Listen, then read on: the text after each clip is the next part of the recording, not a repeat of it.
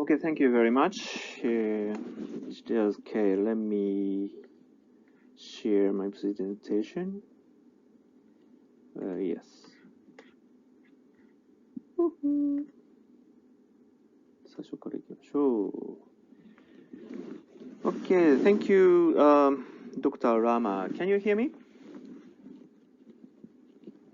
Good, thank you very much. My name is Hisashi Otsuji. I'm from Toyo University. Toyo means Orient, okay?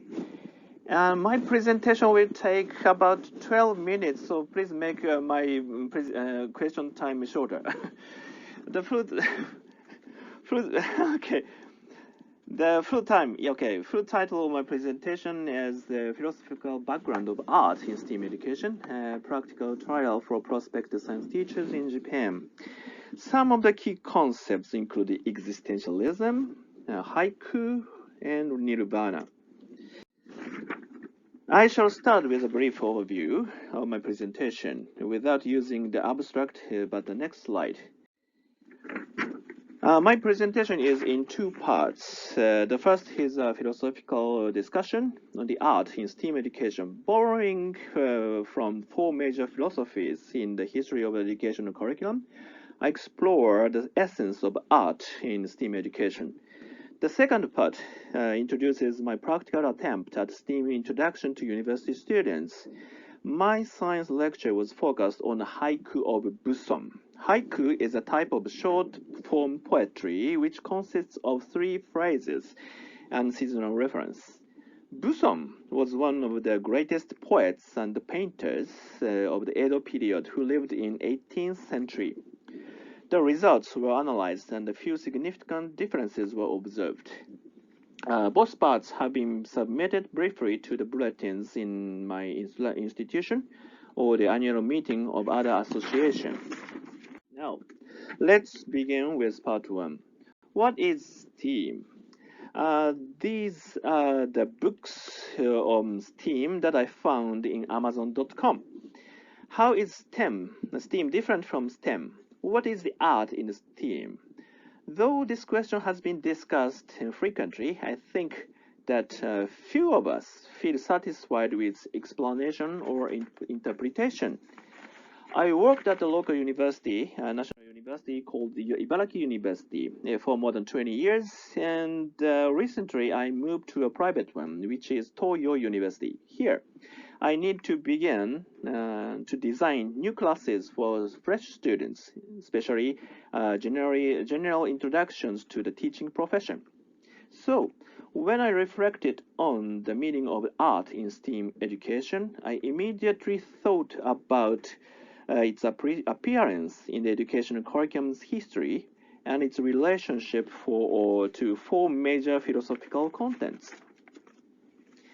For clarity, I borrowed this substantial table from a popular university textbook. Regrettably, I don't think I have enough time today to explain the characteristics and the differences of all these underlying philosophies. Therefore, I shall focus only on the last one, which is existentialism. Existentialism is stressed individualism and personal self-fulfillment. People continually make choices and thereby define themselves. We are what we choose to be. Hence, the essence we create is a product of a choice. This varies among individuals. Existentialism advocates that students be free to choose how and what they study. Education should develop consciousness of choices and their significance. But schooling has been a process that limits students' freedom and based on adults' authority and generally accepted behavior and beliefs. As students, most of us follow rules. As teachers, most of us enforce rules. As existentialist curriculum consists of experiences and subjects that lend themselves to individual freedom and choices. For example, the arts are stressed because they cultivate self-expression and portray the human condition and situations involving choices. Teachers and students discuss their lives and choices. In particular, literature, drama, filmmaking, music, and art reflect self-expressive activities and illustrate emotions, feelings, and insights, all conducive to existentialist thinking.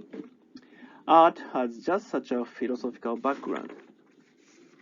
With respect to art itself, we may define art integration. Art integration is an approach to teaching in which students construct and demonstrate understanding through an art form. Students engage in a co-creative process which connects an art form and other subject area and meets evolving objectives in both. As shown here, art itself tends to integrate well with other subjects. Art has been inserted in STEM education. This is motivated partly by the existentialist background of the four philosophies and partly by art's capacity to integrate well with other subjects. Existentialism is most influential in educational philosophies and methods that emphasize children's independence. It underlines thoughts and beliefs about individual dignity, freedom, and equity of modern democracy. Art also had an affinity for STEM activities. So now let's move to part 2, which introduces my practical attempt.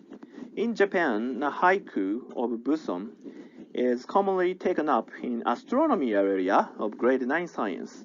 菜の花や月は東に日は西に。A firm literal translation of the poem would be on the yellow field, the moon in the east and the sun in the west. What information can we extract from this? Yellow field means the field full of yellow mustard or cabbage family flowers in spring. Since the sun is in the west, it must be sunset, while the east there is a full moon. So, the haiku delivers information about the season, the time, and the shape of the moon.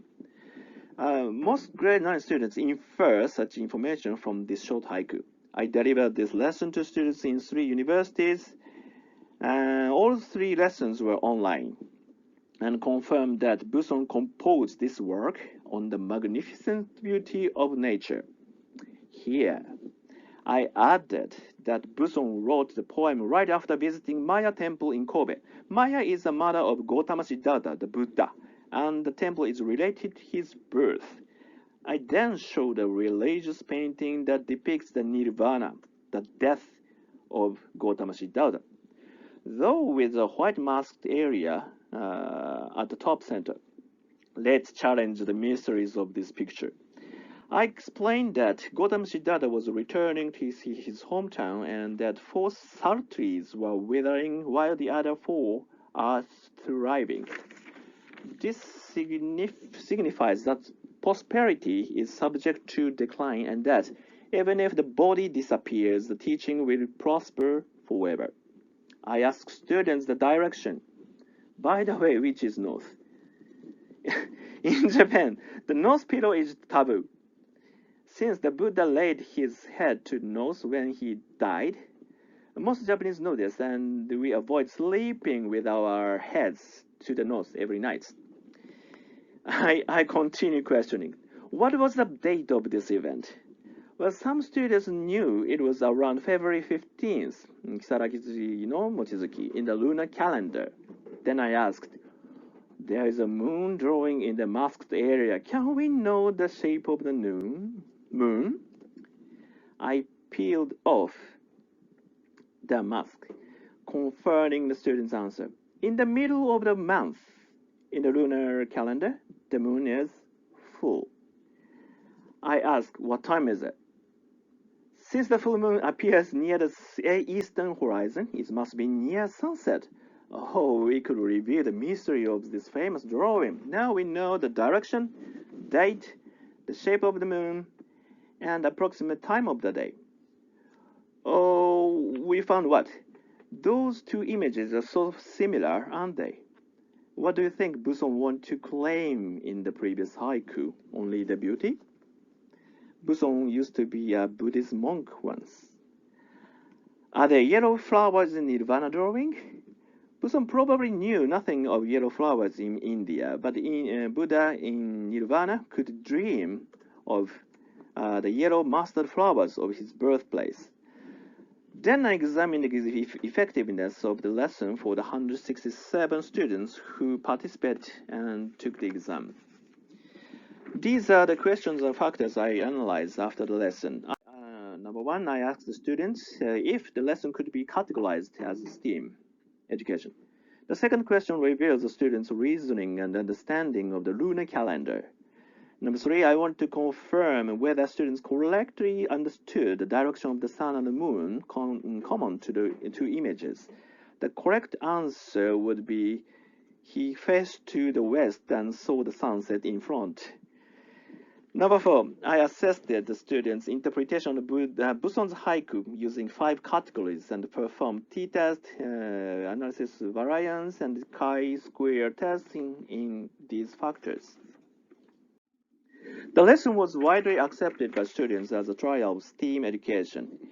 Analysis of the data for all 167 students revealed a significant difference in the daily science achievement of those who correctly identified Buddha's last sight and those who did not.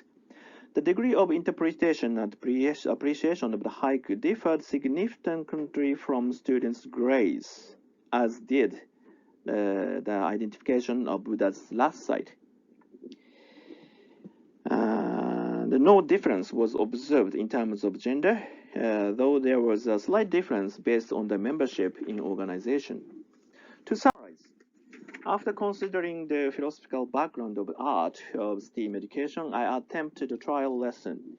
The lesson, which I synthesized science and Japanese literary art and approached a mystery like a detective novel, was widely accepted by students as a trial of STEAM education.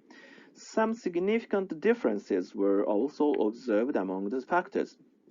Recalling the philosophical background discussed in part 1, this trial of STEAM education revealed that it was more valuable to emphasize the students' own ideas and thoughts in the discussion phase of the lesson than to simply incorporate haiku. The last slide shows the references. Thank you very much for your kind attention.